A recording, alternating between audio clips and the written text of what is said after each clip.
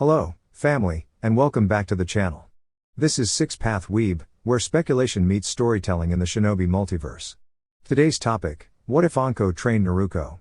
Part 2. We're diving deeper into this alternate timeline where discipline, danger, and cursed power shape a very different ninja path. Disclaimer: this content is for entertainment and discussion purposes only. I do not own any of the anime footage used in this video. All rights and credits belong to their respective creators and copyright holders. Now lock in, focus your chakra, let's get started. Journey back to Konoha. During their journey home, Naruko took careful steps to conceal her training tools and advanced techniques. Anko watched with mild intrigue as the young kunoichi wrapped bandages around her forearms to obscure the intricate seals beneath. Her forehead protector was neatly secured over her brow, keeping her golden bangs from slipping into her eyes. At a glance, nothing suggested she was carrying scrolls or an unusually large weapon. Anko couldn't help but wonder why the girl went to such lengths to stay discreet. A ninja's greatest asset is the art of misdirection, Naruko said softly, just as the gates of Konoha emerged in the distance. The words lingered in Anko's thoughts. She immediately understood the wisdom in them. If one's true capabilities remain hidden, opponents are more likely to underestimate them. Contrary to the rumors she'd heard, Anko was beginning to admire the girl's intellect and resourcefulness. They entered the village with minimal delay, their identification checked swiftly by the gate guards. "This is where our paths diverge, Anko-san," Naruko said with a gentle smile. "Though I'd be glad to see you again." "Sure thing, kid. Just stop by the Dengo place or training ground 44 if you're looking for me," Anko replied casually, giving her a light-hearted wave before dashing off across the rooftops. Naruko returned the gesture, her eyes sparkling before she headed toward her apartment. She was eager to see whether the new protective seals she had designed were functioning as intended. As she reached her building, the sight of the ongoing Kyubi festival made her pause. This time of year was never easy for her. Naruko instinctively scanned her surroundings for any unusual chakra signatures and subtly suppressed her own, preferring to move unnoticed. With practiced agility, she ascended to the rooftop entrance, a feature she silently praised the architect for including. Once at her front door, Naruko's mild expression turned into a triumphant grin as she observed that all her sealing mechanisms remained untouched. She gently channeled a small pulse of chakra into the locks and slipped inside, only to pause in surprise at the familiar chakra presence within. 2030, the Dengo Cafe, Konoha. In the Hidden Leaf Village, there were two establishments deeply cherished by shinobi. The first was an unnamed bar tucked discreetly into the heart of the village, a quiet place where war veterans and elite ninja gathered away from the bustle. The second was a more cheerful locale known informally as the Dengo Cafe. Modestly hidden and lacking any grand signage, the cafe was favored by everyday shinobi for its warm ambience and simple pleasures. In a secluded booth toward the back, an unofficial lounge of sorts for chunin and jounin alike, sat Yuhi Kurenai, the renowned genjutsu specialist also known as Konoha's Ice Queen. Today, however, her usual composure was softened by frustration as she quietly sipped her drink, her mind occupied with thoughts of a certain individual. 2 servings of fruit dengo, announced Anko cheerfully, dropping into the seat beside her friend. Her carefree smirk returned as she noticed Kurenai's expression. "What's got you down, Nai-chan? Still thinking about Asuma?" she asked playfully. Though her teasing was good-natured, those unfamiliar with her might not immediately catch the warmth beneath her words. Kurenai gave a tired nod. Her relationship with Asuma Sarutobi was complex. He could be sincere and kind, yet oblivious at times. Anko draped an arm over her friend's shoulders with a reassuring smile. "It'll work out," she said, and Kurenai smiled faintly in return. "You haven't told me yet, Anko-chan, how did your mission go?" Kurenai asked. "Messy, but the return trip was interesting," Anko replied cryptically, her eyes flickering with emotion. As Kurenai tilted her head in curiosity, Anko began recounting the most recent events of her assignment. Naruko's apartment, same time. "Welcome home, Naruko," a familiar voice called out. Naruko stepped into her apartment, eyes wide with astonishment. Gathered before her were people she recognized instantly, by face and chakra alike. The Hokage, Kakashi-sensei, Iruka-sensei, and even the 2 Anbu she had quietly admired for years, Yugao and Tenzo, known to most as Cat and Tiger. The group shouted together, "Happy birthday!" and tears welled up in Naruko's eyes. She didn't try to stop them. Overcome with emotion, she ran to the Hokage and hugged him tightly. He gently returned the embrace, patting her back with grandfatherly affection. The moment touched everyone present. It was her 14th birthday, and this time, she would finally have a memory worth cherishing. As she stepped back, Naruko remembered the hidden storage seals she had embedded around her home. One of them contained something saved for just this kind of occasion. With a brief pulse of chakra, she unsealed 4 bottles of premium non-alcoholic cider from the land of lightning and 6 ceramic saucers. "I've been saving this for a special day," Naruko grinned. "Aren't you a bit young to be serving drinks?" Iruka asked with a smile, half concerned. Naruko shrugged. "If I can train as a shinobi, I can at least pour cider," she quipped, which brought a round of cheerful laughter. The group spent the next hour sharing stories, recalling past missions, and enjoying the celebration. Though everyone was surprised that Naruko didn't seem affected by the strong drink, they assumed her high chakra capacity played a part. Naruko and the QB both chuckled quietly at the thought. Soon, each guest gave their gifts, and it was time to say goodbye. Iruka gifted her a high-quality calligraphy set and rare chakra ink. Kakashi offered a scroll containing 1 jutsu for each elemental nature, plus chakra paper to test her affinity. Yugao presented her with new chakra weights, while Tenzo had prepared a set of medicinal plant seeds and a scroll on healing techniques. Lastly, the Hokage gave her a long red coat, elegant and functional, its hem decorated with subtle black flames. The inner lining held reinforcement seals and handy storage pockets. Naruko tried it on and beamed with pride. It suited her perfectly. After they left, Naruko gently placed the coat on her bed and summoned 2 shadow clones. While they studied the scrolls, she focused on the chakra paper. When she infused her chakra into it, the paper split into 4, one piece became damp, another crumpled, the third singed at the corner, and the last gently curled. What could this mean? She murmured, puzzled. Her clones simply shrugged. I'll ask the Hokage later, she decided, before returning to the gift Tenzo had given her. The seed box contained 4 rare herbs. Dragon's tongue, an excellent detoxifier, often brewed into tea. Roseberry shrub, nutrient-rich and beneficial for general wellness. Coca plant, an energizer, albeit delicate in colder climates. Fireflower, known for its insect-repelling fragrance and warm-colored blossoms. A scroll detailed the growing conditions for each. Naruko's mind was already racing with sealing techniques she could use to simulate ideal environments within pots or enclosed gardens. Her reflections were cut short as knowledge from the scrolls her clones read flooded back into her mind. The medical ninjutsu scroll included foundational chakra control exercises and several useful healing techniques, well suited for someone with her stamina. The elemental scroll, meanwhile, offered wind release, great breakthrough, a forceful gust attack. Water release, water wall, a defensive water barrier. Lightning release, paralysis current, immobilizes an opponent briefly. Fire release, phoenix flame technique, fires several small flames. Earth release, subterranean shift technique, allows the user to travel beneath the surface. Excitement surged through Naruko as she considered the possibilities. She was determined to master all 5, regardless of affinity. Finally, she turned to the calligraphy set, fine cherry wood, several brushes, and high-grade chakra ink. Sitting comfortably on the couch, Naruko pulled out a blank scroll and began sketching ideas for personalized gifts, something heartfelt to repay everyone's kindness. She smiled as her brush danced across the page, warmed by the knowledge that she wasn't alone anymore.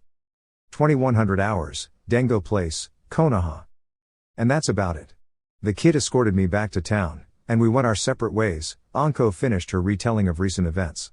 She was careful not to share any details about what exactly Naruko had been training on. She wanted to tell her friend, but Naruko had gone to great lengths to keep it confidential, and she had also saved Anko's life. Keeping her trust was the least Anko could do. She sounds like a curious and determined girl, that Naruko, Kurenai commented while sipping her tea. Anko simply nodded. That she is, said a voice behind them. Both women turned and spotted the familiar face of Hatake Kakashi, his single visible eye creased in amusement. Oi, Cyclops, Anko greeted him with her usual teasing grin. What brings you here? Dengo and drinks, Kakashi replied calmly. And people gossiping about my students, he added with an eye smile, which made both women chuckle. He took a seat and placed his order. How's your team, Kurenai-san? Kakashi asked as he started eating his dengo, still wearing his mask. They're doing all right, Kurenai answered. Kiba is a bit too overconfident. Hinata's working through some self-esteem struggles. Shino's probably the most consistent one so far. Like all seasoned mentors, she kept her students' skills under wraps. What about your team, Kakashi? Kakashi scratched the back of his head a little sheepishly. Well, Sakura is starting to grow out of her overly enthusiastic behavior, Sasuke is still distant but showing signs of change, and Naruko. What about Naruko? Anko and Kurenai asked, their curiosity piqued. She's difficult to read, Kakashi admitted. Kurenai raised an eyebrow, but Anko just nodded knowingly. Sounds about right for her, Anko muttered. Thank you, Anko-san, Kakashi replied with a chuckle. Just then, Kakashi froze. Anko and Kurenai followed his gaze as the unmistakable figure of Mito Guy entered the establishment. Dressed in his trademark green jumpsuit, the spirited green hero of Konoha struck fear in the hearts of his fellow shinobi, but not because of his strength. In the blink of an eye, the three jounin had vanished from the bar, leaving behind exact change for the bill. I could have sworn I saw my youthful rival here, Guy murmured, before resuming his evening training routine, lap 672 out of 1000 around the village. 1 week later, 6 o'clock, Hokage's office. Hiruzen Sarutobi sat at his desk, observing his adoptive granddaughter as she read from a thick scroll. Over the past month, Naruko had grown remarkably in both discipline and skill. Next to her sat the young Uchiha, Sasuke. He had mellowed slightly of late, though he was still affected by Sakura's frequent attention. Surprisingly, Sakura herself had been showing noticeable improvement recently. Their sensei, Kakashi, had yet to arrive, but with 5 minutes to go, there was still time. All three genin were quietly surprised when their sensei walked in right on schedule. No way, Sasuke murmured. Is he early? Sakura wondered silently. Naruko turned toward the old Hokage and smirked, catching the amused look on his face. You told him to come an hour earlier, she said with a small grin. Kakashi's sweat dropped, while the Hokage let out a warm laugh. Once the room settled, Team 7 stood at attention in front of the desk. Team 7, I have a C-ranked mission for you, the Hokage began. Recently, a group of bandits has been causing disturbances along the southern coast. There are no signs of trained shinobi among them, so you shouldn't face too much resistance. However, there have been reports of villagers going missing. He paused to let that sink in. Your assignment is to travel to Kazashi village, assist the local defenses, intercept the next attack, and track the perpetrators back to their base of operations. The room went quiet. It was a serious mission, more so than any they had faced. Still, the team accepted the assignment. They were told to pack for a month-long journey and to meet at the southern gate by 7 a.m. Sakura was shocked when she arrived and found Kakashi already waiting for them, early. Standing beside him was someone else who caught her eye. She did a double take. Was that Naruko? Even her outfit had changed. Naruko now wore a striking red and black coat over a practical light brown shirt and dark trousers. A kunai pouch strapped to her leg and a scroll case secured to her belt completed the look. But what really stunned Sakura was her expression, calm, focused, and mature.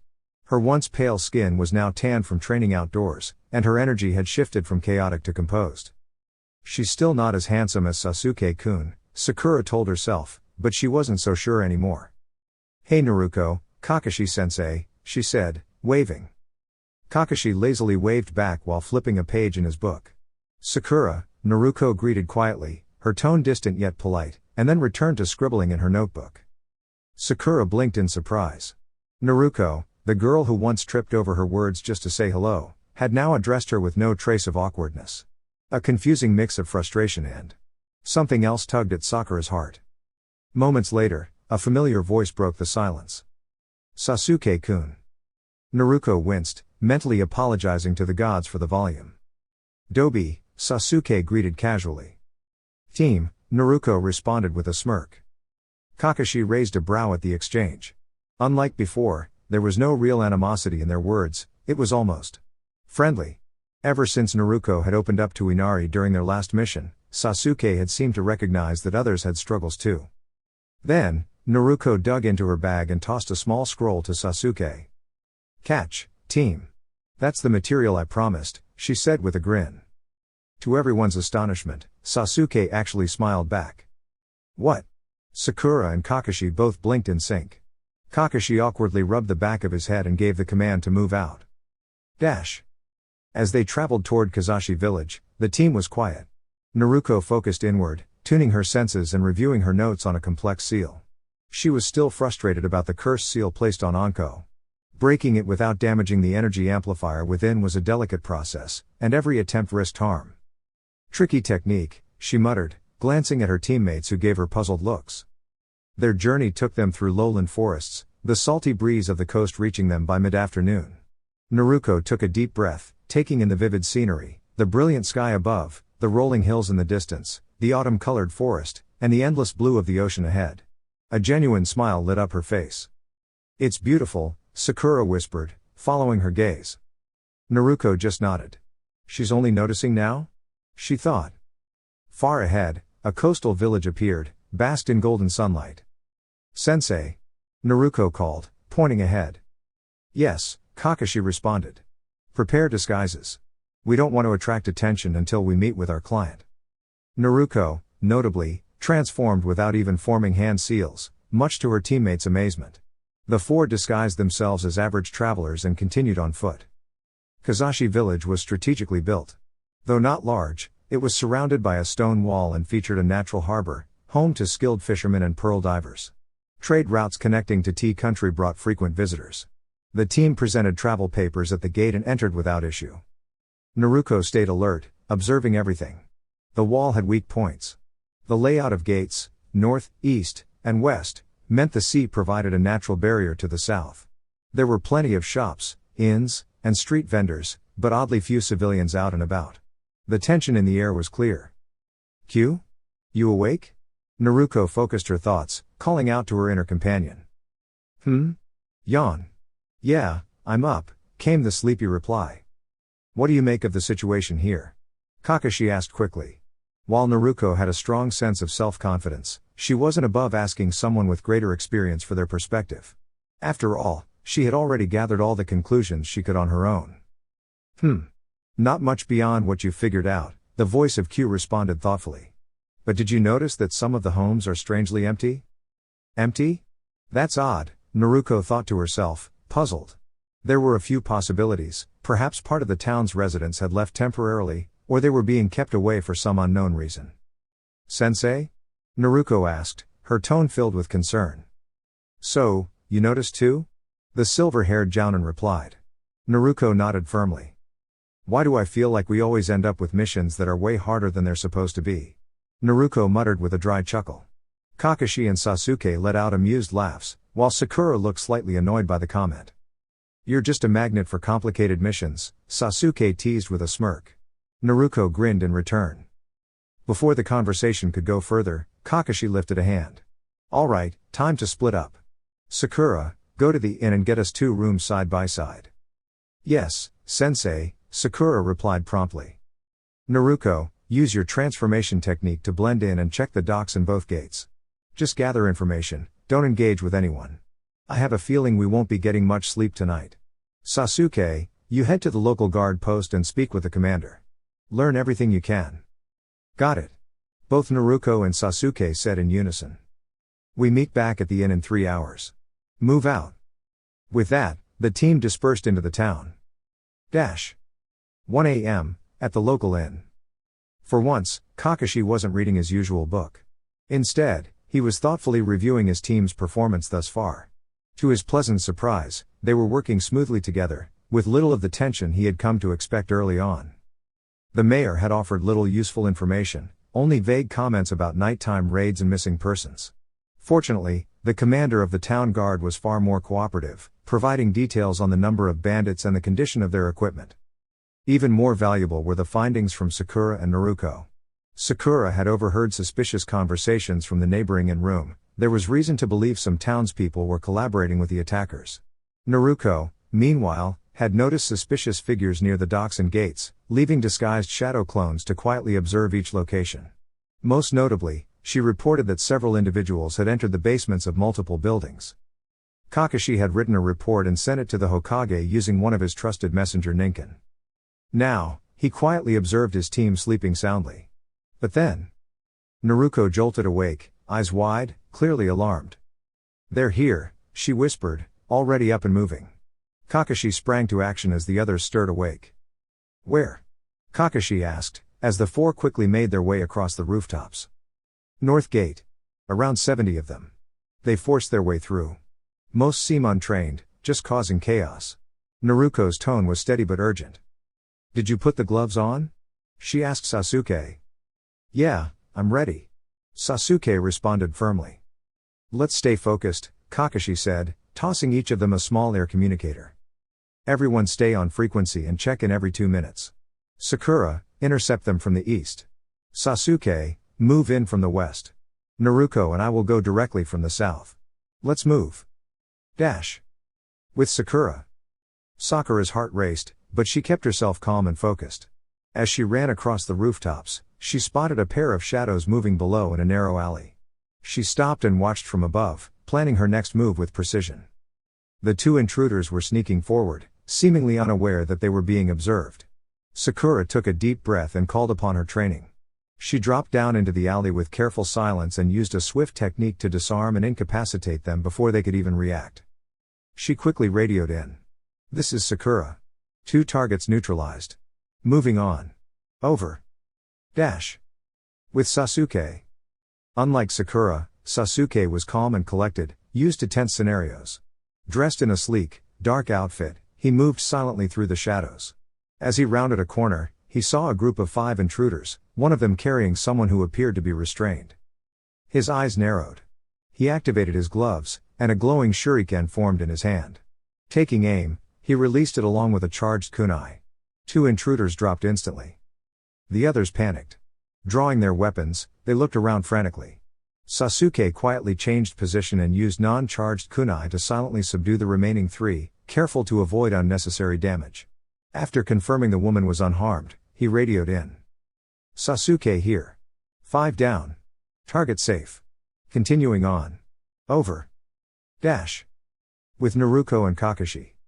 Abandoning stealth to draw the group's attention, Naruko and Kakashi now stood back to back, surrounded by dozens of intruders. Each had a kunai in hand, prepared to defend the town and each other. Kakashi-sensei, I have an idea. I need you to stand still and trust me. Naruko spoke, catching her breath as she fended off another attacker. What's your plan? Kakashi asked while calmly parrying a blow. Create a distraction, they won't be able to see anything. Kakashi understood. All right. I've got your back. Naruko quickly flashed through hand signs. Ninja art, hidden mist technique. A dense mist rolled through the area, cutting off visibility for the intruders. As the fog settled, Naruko moved swiftly and efficiently through the mist, using practice techniques to quietly disable each attacker without drawing attention. After a few minutes, the mist cleared. Naruko stood at the center of the now secured area, her weapon glowing faintly. She exhaled deeply, worn out but unharmed. Naruko here. Area clear. 5 intruders incapacitated and ready for questioning. Over. Kakashi approached as Naruko removed the chakra coating from her blade and slumped onto a bench. You did well, Naruko. Very well, Kakashi said, sitting beside her. Naruko looked down at her hands. I didn't enjoy that. I know I protected people. But it still feels heavy. Kakashi offered a kind, understanding nod. That feeling means your heart is still in the right place. As long as you remember why we fight, to protect, not to hurt, you'll never lose your way. Naruko let out a shaky breath, but her expression was calm now. Does it ever get easier? She asked quietly. Yes and no, Kakashi replied. You'll get stronger, wiser, but if you ever stop feeling altogether, that's when it becomes a problem. You're not a machine, Naruko. You're a protector. Never forget that. She nodded slowly, the words giving her a quiet sense of peace. Together, they checked the remaining intruders who were left unconscious and secure. You figured out one of those techniques I gave you? Kakashi asked, clearly impressed. Naruko smiled faintly. Actually, I figured out all of them. Except the fire one, it's still a work in progress. Kakashi blinked. You mastered them already? Even learned how to do the paralysis technique without hand signs, Naruko added with a small grin. They both shared a tired but proud moment of laughter as they waited for Sasuke and Sakura to return. The gentle rays of the morning sun cast a golden hue over the northern gate of Kazashi village, revealing the quiet aftermath of the previous night's conflict. The villagers had gathered, grateful for the ocean breeze that helped carry away the remnants of the unsettling night. Sakura and Sasuke appeared weary, their expressions filled with concern. But it was Naruko who seemed the most affected, still processing the intensity of the events they had all endured. Although winning a strategic bet with Kakashi had slightly lifted her spirits, the emotional weight still lingered. Kakashi, ever the watchful leader, had foregone rest to question the few bandits who had been safely apprehended. From the information they revealed, it became clear that their adversaries still numbered in the hundreds. Without hesitation, Kakashi requested reinforcements. Fortunately, they were en route, led by Team 8 under Kurenai's guidance, well known for their exceptional tracking skills. As Kakashi observed his students from a distance, he noted their fatigue. Even Naruko, typically the most vibrant and spirited among them, was quieter than usual. They sat together in a small village tavern, sharing a modest breakfast. Despite the tension, the atmosphere had subtly shifted. They had grown, no longer the uncertain students they once were at the academy. He smiled to himself, recalling how unlikely it would have seemed just weeks ago that they would be ready for the upcoming Chunin exams. Now, he felt confident. His pride in their growth shone through as he listened to them talk. Sakura had begun to engage with Naruko as a peer rather than being distracted by admiration for Sasuke. Meanwhile, Sasuke and Naruko still traded teasing words, but their banter now carried warmth rather than rivalry. For the first time in years, Kakashi felt something akin to a close-knit family taking root. After breakfast, the team returned to the inn to rest. Sakura and Sasuke quickly drifted off to sleep, while Kakashi dozed lightly. Naruko, however, remained alert. She used the quiet hours to revise her notes on chakra seals and repair her coat using a sealing technique, a thoughtful gift from the village elder that allowed her to mend damaged gear with ease. Time passed slowly, and Naruko found herself battling boredom. Her naturally high energy made recovery quick, and she was soon back to her usual sharpness. Just as her thoughts began to wander into playful mischief, she sensed 4 distinct chakra signatures approaching the inn, familiar ones. Recognizing the unmistakable scent of Kiba Inuzuka and his loyal canine Akamaru, along with the composed presence of Shino Aburame and the gentle aura of Hinata Hyuga, she immediately nudged Kakashi. "Kakashi-sensei, our backup has arrived," she said with a quiet grin. Kakashi stirred and sat up, already suspecting what was to come based on the mischievous look on Naruko's face. On the other side of the door, Kurenai and her team prepared to knock, only to hear a calm voice from inside. "The door's unlocked. Come in." Kakashi chuckled, predicting the exact moment Kurenai would be taken by surprise. As the door opened and she stepped in, her mildly startled expression confirmed it. He couldn't help but laugh again and nudged Sasuke and Sakura awake. "Greetings, Kurenai-san, Kiba, Hinata, Shino," Naruko greeted playfully, still immersed in her notes but clearly amused. "Hello to you too, Naruko. Anko sends her regards," Kurenai replied with a teasing tone, hoping for a reaction. But Naruko remained composed, giving a light-hearted response that surprised even Kurenai. "That's nice to hear, Kurenai-san. I'll be sure to thank her properly when we return." Kurenai paused at the unexpected wit, while the others looked between the two, slightly confused but entertained.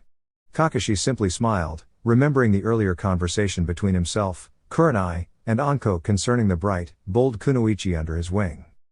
As the evening approached, preparations for the coordinated mission were underway. Radio communications, Northern Forest. Sentry 1, in position, over. Sakura's voice rang out clearly through the communicator. Sentry 2, in position, over.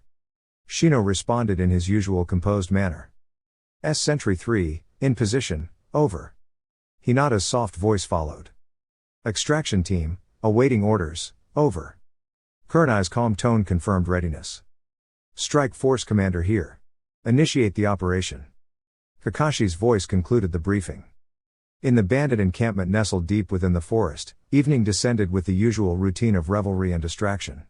Kirie Heizachi, a former shinobi of the grass village, sat quietly, distant from the chaotic surroundings. Unlike the others, Kirie maintained a sense of honor and discipline. He disapproved of the reckless behavior around him and had long decided that this place was no longer where he belonged. As he rose to leave, a small incident, a discarded object thrown his way, reminded him how little respect remained in the camp. He began to walk away, lost in thought. Perhaps life as a wanderer was preferable. He no longer felt aligned with those around him. Before he could get far, however, he sensed it, multiple chakra signatures rapidly encircling the camp. Trained instincts told him these were Leaf Ninja, and this mission was clearly a strategic operation. The signs were there, the camp's previous failure to act decisively was now coming full circle. He smirked slightly as he felt the first tremor of energy, likely an expertly placed smoke signal or concussive charge, designed to distract and confuse rather than harm. A shadow slipped into the central tent of the bandit leader, marking the start of the team's seamless infiltration. Kyrie remained still. He had already made his decision, to step away from chaos and perhaps, someday, make a different choice for his future. With Sasuke and Kurenai, Sasuke remained focused as he and Kurenai moved stealthily through the encampment, their chakra masked to avoid drawing attention. Their mission was straightforward: approach the large, gray tent where, based on Shino's intel, the group's leader was located. Their goal was to reach the target unnoticed, or if necessary, use the upcoming commotion as a diversion. Kurenai frowned slightly as she spotted the guards, noting one of them had a background as a former shinobi from the grass village. Sasuke, although confident, was never reckless. He quietly readied a kunai and awaited further instructions. Extraction team, standing by. Awaiting orders, over. Kurenai spoke calmly into her communicator. With Shino, the composed and methodical insect user remained at one of the 4 possible exits from the area, with his insects and traps strategically placed to stop any who might attempt to flee. Shino was contemplative, recalling the significant growth he'd noticed in Team 7. The once mischievous Naruko Uzumaki now bore the presence of a seasoned ninja. If Kakashi's report was accurate, she might very well be the strongest of the 3 Genin. The changes in the others were just as impressive. Sasuke was no longer withdrawn, and while he and Naruko occasionally exchanged teasing remarks, there was no longer any hostility. Sakura had become more independent and self-assured, spending time bonding with Hinata rather than clinging to Sasuke. Finishing his preparations, Shino activated his earpiece. Sentry 2, in position, over. With Sakura had cleverly set up an intricate system of traps using explosive tags and ninja wire, thanks to some help from Naruko. With a pair of kunai at the ready and shuriken prepared, she waited patiently for the signal. Strike Force, this is Sentry 1. In position, over, her voice rang through the radio system. With Hinata, although often shy, Hinata Hyuga was determined today. She stood watch at her post, her Byakugan activated, scanning for any movement. Her motivation was simple: she hoped to prove herself, especially to the person who had inspired her the most, Naruko Uzumaki. Even though Naruko hadn't noticed her feelings, Hinata's resolve remained strong. Sentry 3, in P position, over, Hinata whispered through the headset. With Naruko, Kiba, and Kakashi near the final entry point to the valley, the remaining team members waited for the confirmation to begin. Strike Force Commander to all units. Begin the operation, Kakashi ordered. As one, the trio sprang into action. Naruko let out a cheerful laugh as Kiba looked on in astonishment. She had just unsealed an enormous sword and charged forward with ease. Though her demeanor was light-hearted, her actions carried determination. She had heard what these individuals had done, and while she held no hatred, she would make sure their harmful actions were stopped. Kiba and Akamaru performed a synchronized spinning technique, disorienting their opponents, while Kakashi used a strategic elemental jutsu to contain the commotion. As the camp began to stir, Naruko and Kakashi created a synchronized barrage of kunai, many enhanced with tags designed to distract rather than harm. Kiba was astounded. The coordination between the experienced Jonin and the exuberant Naruko was flawless. Even amidst the chaos, they ensured the safety of innocents caught in the crossfire. Kurenai's warning about Naruko's abilities now made complete sense. Then came the moment that left everyone speechless. Shadow clone technique. Both Naruko and Kakashi declared. In an instant, the field was filled with identical clones, each prepared for the mission. Kiba and Akamaru did their best to keep up, but the sheer effectiveness of the duo was undeniable. The camp's members began to flee, only to be gently intercepted by the watchful sentries stationed at each exit. Naruko, though energetic on the surface, was channeling her inner conflict through her movements. She was aware of how easily power could be misused and focused instead on her personal creed: protect what is precious. Her teammates. The innocent. Her village. That was what mattered most. Kakashi, in a rare moment of introspection, glanced at Naruko. She was calm, her expression unreadable, yet her intentions were clear. She was not fighting out of aggression or malice. She was defending, shielding, growing. Strike Force, we've secured the target. Proceeding to extraction as planned, came the confirmation through the radio. Kiba. Naruko called out, friendly units incoming. Kiba gave a quick nod, spotting 2 allies racing past. Their roles were clear. They had to secure the area. Elsewhere in the camp, Kirie Heizachi, concealed in the shadows, observed with a contemplative gaze. He had no attachment to the others in the camp, they had made their choices. But Naruko intrigued him. Her spirit, her strength, it reminded him of something long lost. Despite his past, his attention now turned to her. He stepped from his hiding place and released a subtle flare of chakra, catching the attention of the surrounding team. Naruko and Kiba, still catching their breath, paused as the rest of the teams regrouped. The main objective had been achieved, and all that remained was their return. However, an unfamiliar presence began to approach. A tall man, possibly in his late 40s, emerged from one of the nearby tents. With calm steps, he approached. He was simply dressed, wearing a green and white kimono, with a katana resting in his hands. His slashed grass village forehead protector was tied loosely around his neck. Naruko regarded him carefully. Though he stood with dignity, there was a weariness in his eyes, a quiet longing that spoke of years weighed down by sorrow and reflection. "Young one," the man said softly, addressing Naruko, "I have a request to make." She stepped forward, eyes thoughtful, hand resting calmly on her sword's hilt. "What is it you need, sir?" she asked respectfully. "I ask for a match. A full, honorable contest. Nothing more." Naruko paused. His request held no malice. Instead, it was a peaceful plea, a desire for closure through a fair challenge. Kakashi's expression grew somber, sensing the depth behind the request. "Are you certain?" he asked Naruko. She nodded gently. "He's not searching for conflict. He's seeking peace through understanding," she replied. "What is your name?" Naruko asked the man as she set her coat aside and prepared. "Kirie Heizachi," he responded with a small smile. "And you?" "Uzumaki Naruko. It's a pleasure to meet you." "And to you," he said with quiet gratitude. With both parties respectfully requesting no interference, the team stepped back, watching silently.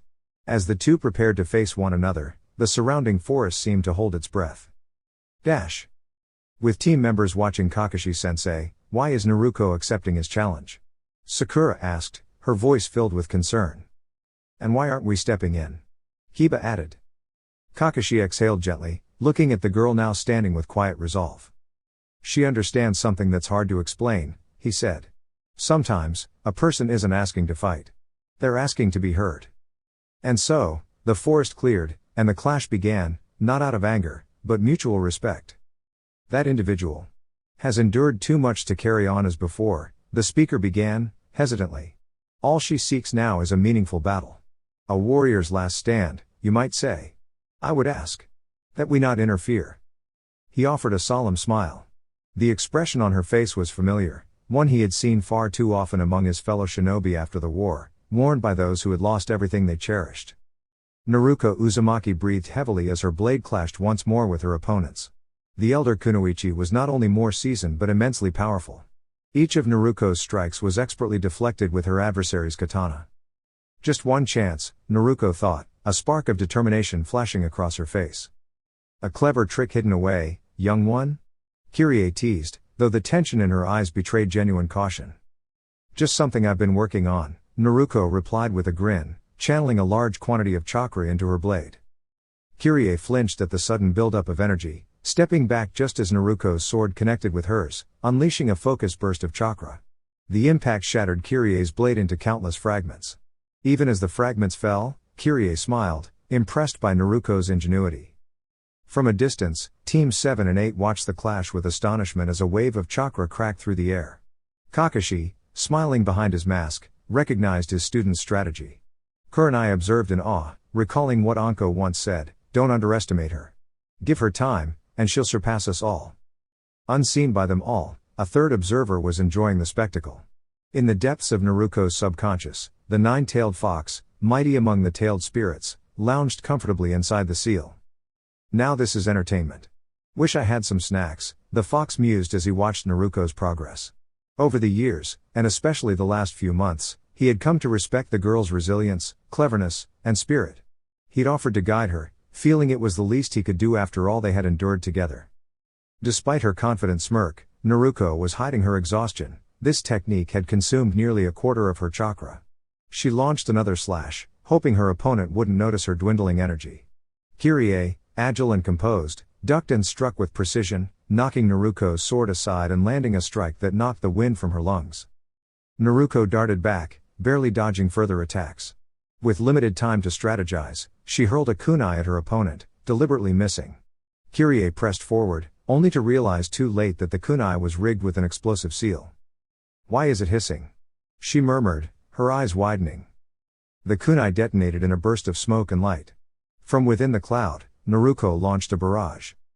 "Fire style, Phoenix Blossom," she cried, sending a cascade of fireballs into the smoke. Then, without a word, she vanished beneath the ground. Kyrie barely evaded the attack using a swift, hand-seal-free movement. But her opponent was nowhere to be seen. Behind a tree, Naruko winced and rubbed her side, her ribs aching from the earlier blow. She didn't have much time. Drawing 3 compact scrolls from her leg pouch, she quickly activated one with her chakra, praying her plan would succeed. She stepped into view. "Hey, sensei," she called nervously. "Mind if I try something new?" Kyrie raised an eyebrow, amused. She began forming hand seals at an alarming speed. Naruko cut her thumbs on her elongated canines and tossed the scrolls into the air. As they unfurled, she smeared chakra-rich markings across their surfaces. Sealing symbols ignited, and she slammed the final scroll into the ground using a kunai. Secret technique, Triune Hunters. For a heartbeat, nothing happened. Then, the earth around Kyrie pulsed, locking her feet in place. Her expression turned from amusement to alarm as a blast of wind and a surge of lightning erupted from the scrolls, forming into ethereal blades that struck in unison. Both shinobi collapsed, Naruko unconscious, and her opponent defeated. The last thing they saw was a group of shinobi rushing to their side. 2 days later. Naruko stood quietly by a small gravestone marked with a cracked sword and a weathered forehead protector. She smiled sadly. Kyrie Heizachi had been a worthy opponent, and though their meeting ended in conflict, Naruko honored her strength and spirit. 1 week later, the village hidden in the leaves. Training Ground 44, better known as the Forest of Testing, was a place few dared to tread. Fierce creatures dwelled among its dense foliage, yet a certain blonde kunoichi leapt joyfully from tree to tree, unaffected by the danger. Animals watched her cautiously, sensing that this visitor was not one to disturb. Naruko had taken the day to visit someone. She'd been told she could find her in the forest, though she hadn't thought to ask for directions. "I should have asked for a map," she muttered, glancing around with a wry smile. Still, the challenge of navigating the wild terrain sparked an idea. Maybe I should start training here. Back in the village, the Hokage had quickly debriefed her. She had managed to finish the mission, and now, she just needed to unwind. Flashback. "Well done," the third Hokage congratulated the team as he handed out their mission pay. "Naruko, may I have a word?" "Sure thing, Grandpa Hokage," she replied cheerfully. "Naruko. Show some respect." Sakura huffed, gently tapping her on the head. Naruko chuckled as the rest of the team filed out, leaving her with Sarutobi and Kakashi. "I heard you developed a new technique," Sarutobi said with interest. "Yeah. Still needs polish, though," Naruko admitted, scratching her head. At the Hokage's prompting, Naruko explained how she had created 3 scrolls, each capable of channeling elemental chakra, earth, wind, and lightning. She described the complex sealing arrays, chakra burst triggers, and the mechanisms used to direct the attacks with precision. Kakashi listened, stunned by the depth of her explanation, while Sarutobi nodded approvingly. "I'm impressed, Naruko. Your sealing skills have progressed well."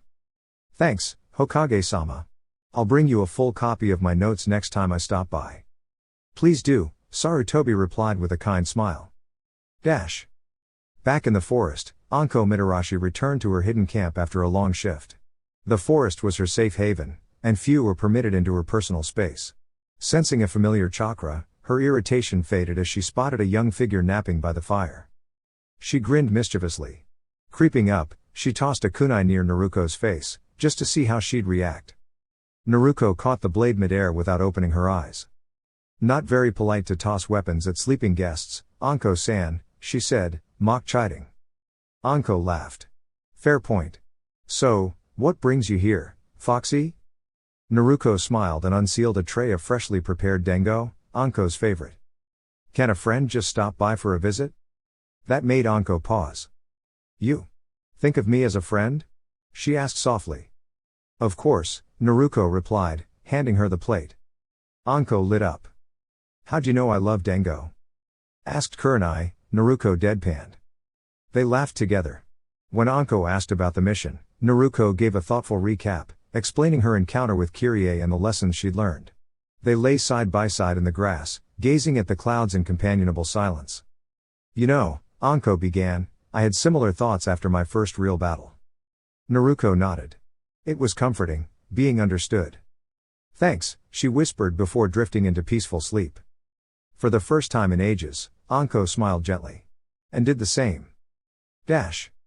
Next day, Training Ground 7. Sakura arrived to see Naruko scribbling in her ever-growing collection of notes. Naruko, do you ever put that down? She teased. Not if I can help it, Naruko replied with a grin. Moments later, the rest of the team arrived. Kakashi handed out forms. I've nominated you all for the Chunin exams, he said casually. If you wish to participate, report to room 301 at the academy by 9 o'clock next Monday. Think it over carefully. Good luck. With a puff of smoke, he vanished. Team 7 exchanged glances, ready for whatever came next. And that wraps up this segment, Legends.